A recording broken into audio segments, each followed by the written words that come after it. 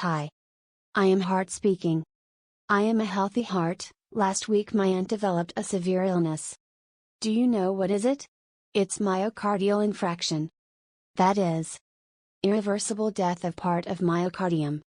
Do you know what is the reason for it? It is due to thromboembolism or prolonged vascular spasm arresting blood flow to myocardium. Do you know what are the risk factors? Do you know how my aunt presented?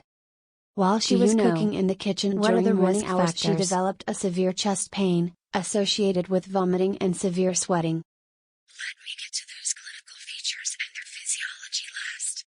Now, let me tell you my story. So, she immediately fell unconscious. She was immediately shifted to government hospital and 108 ambulance. They contain modifiable and non-modifiable risk factors. Modifiable are induced stress, high blood lipid levels, hypertension, smoking, physical inactivity, obesity, diabetes mellitus. Non-modifiable factors include age more than 40, family history with myocardial infarction. It's 3 times more in men than women. So let's talk about it briefly. First, pain. Second, indigestion, that is nausea and vomiting. It is due to stimulation of vomit center by severe pain. Third, apprehension. That is sympathetic nervous system stimulation which causes increased catecholamine release. Fourth, shock. That is hypertension causes decreased cardiac output which result in shock. Fifth, low-grade fever.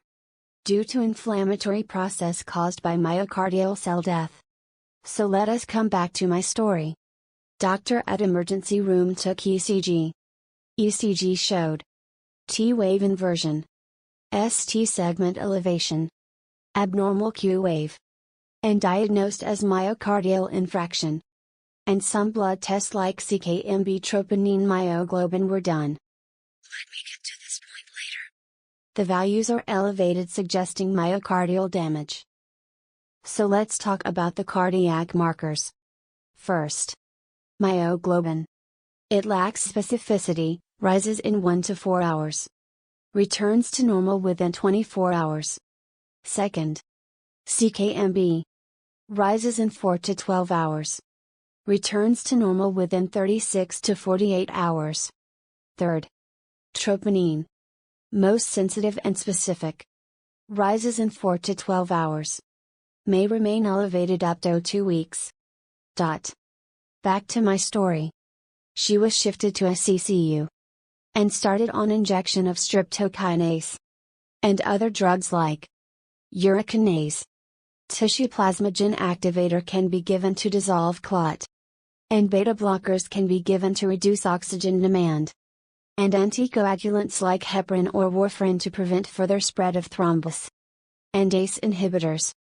And calcium channel blockers. Earlier the initiation of thrombolytic therapy. Lesser will be the myocardial necrosis. And better will be the prognosis. That is, to get a better results. Door to needle. Time should be less. Then she was started on beta blockers and calcium channel blockers. After thrombolytic therapy she was treated with heparin for 7 days at IHA. Subsequent ECG changes showed settled myocardial infarction. That is, ST flattening, T-wave inversion. Subsequent coronary angiogram done. It showed left main coronary artery occlusion. Doctors warned her that if she develops chest pain again, she may need coronary stenting. She was discharged after 10 days. She is on follow-up drugs.